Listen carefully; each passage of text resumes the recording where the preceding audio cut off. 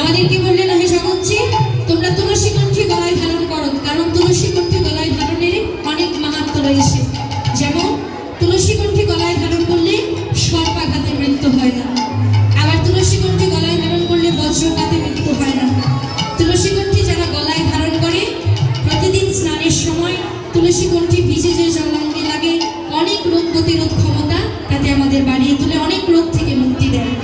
এছাড়া তুলসী পত্র ছাড়া কি কখনো গোবিন্দের ভোগ হয়? কখনোই হয় না। তাই তুলসীর অনেক মাহাত্ম্য রয়েছে। আমাদের তুলসী কণ্ঠী সকলকে গলায় ধারণ করতে হবে, আর তুলসী কণ্ঠী গলায় ধারণ করে তুলসী দেবীর কাছে প্রার্থনা করে বলতে হবে, তুলসী হে তুমি আমাদের কণ্ঠে বসে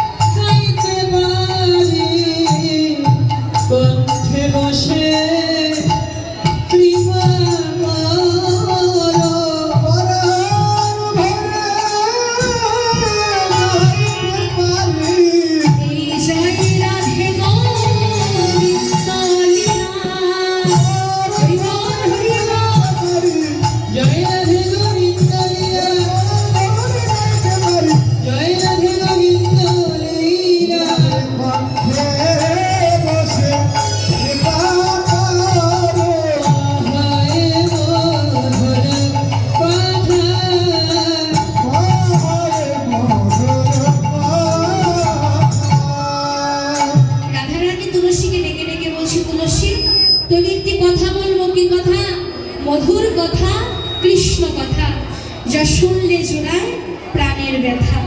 রাধারানী তুলসীকে ডেকে ডেকে কৃষ্ণ কথা বলছে, আর আমাদেরকে বলছে, ওহে জগৎজি তোমরাও কৃষ্ণ কথা বলো, হরি কথা বলো।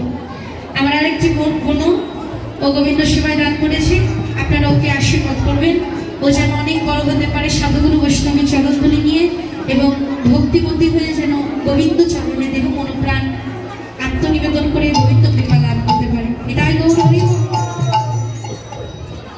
আজকে তুলসীকে ডেকে বলছে, তুলসী মধুর কথা, কৃষ্ণ কথা, আর আমাদেরকে জানিয়ে দিচ্ছে এই জগতে একমাত্র মধুর কথা হলো কৃষ্ণ কথা। আমরা তো কত কথা বলি, কত কথাই তো বলি আমরা। আমি আমার দুঃখের কথা আপনার কাছে বলি, আপনার দুঃখের কথা আমার কাছে, কিন্তু যতই বলি দুঃখ কি লাঘব হয়? দুঃখ লাঘব হয় না। কিন্তু এই জগতে একমাত্র কৃষ্ণ কথা, হরি কথা এমন মধুর কথা, যে কথা বললে, যে কথা শুনলে জীবের সকল জ্বালা যন্ত্রণা দূরীভূত হয়, যে নাম করলে জীবের সকল জ্বালা যন্ত্রণা দূরীভূত হয়ে যায়। তাই আমাদেরকে বললেন এই জগতে একমাত্র মধুর কথা হলো কৃষ্ণ কথা। কিন্তু আমরা কত কথা বলি, কৃষ্ণ কথা বলি না। আবল তাবল কত পেঁচাল পাড়িতে পারি, রাম কৃষ্ণ হরি এই দুইটি অক্ষর বলিতে না। কত কথা বলি কিন্তু কৃষ্ণ কথা বলি না। এই কৃষ্ণ কথা বলবো বলে, কৃষ্ণ কথা শুনবো বলেই তো আমার জগতে আসা। কিন্তু যে নাম করবো বলে জগতে না, সেই নাম না করে, সেই নাম না শ্রবণ করে আবল তাবল কত কথাই বলছি। সময়ও তো চলে যাচ্ছে। মানব জীবনের সময় কোনটা? সময় হলো যৌবনকাল, আর অসময় বার্ধক্যকাল। মানব জীবনের সময়কে চারটি ভাগে ভাগ করলেন। কি কি?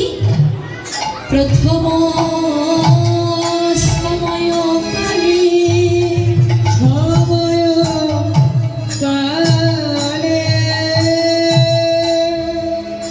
স্তনপান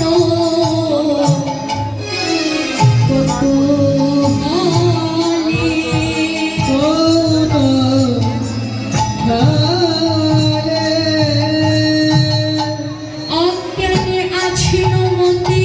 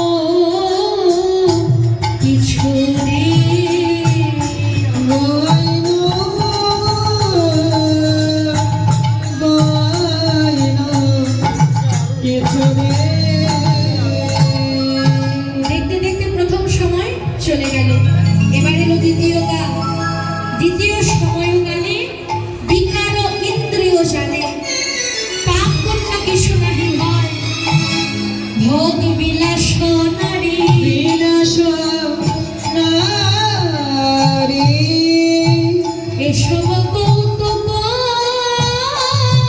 করি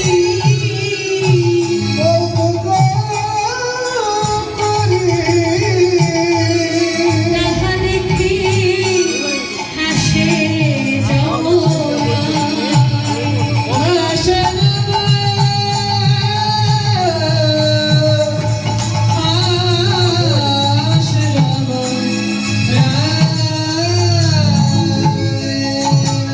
দেখতে দেখতে দুইটি কাল চলে গেল। এবার এলো তৃতীয়বার।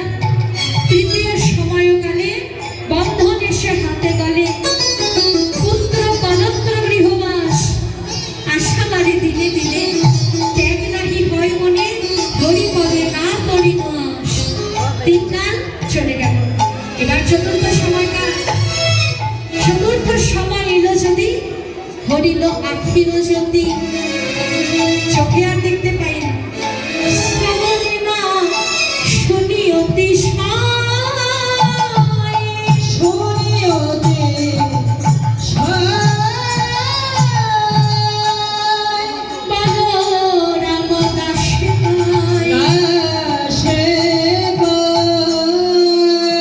এইবারে রাখো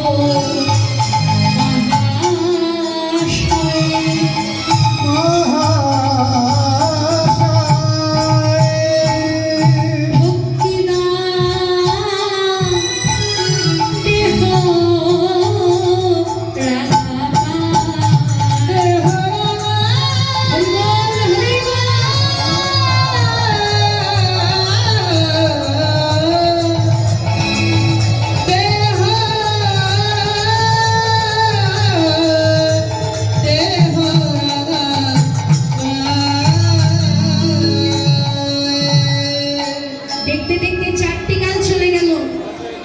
সময় শেষ। এখন কি করবে ভাই? আগে তারে ভজনায় ভজন করবে বলে এসেছিলে। সপ্তম মাসের কালে জননী জঠরে কত কেঁদে কেঁদে বলেছিলে মুক্তি দাও বলে। জনমিয়ে ভাবে গিয়ে পুজিব চরণ যুগলে। কিন্তু ভূমিষ্ঠ হতেই মায়া জ্ঞান হরে নিল।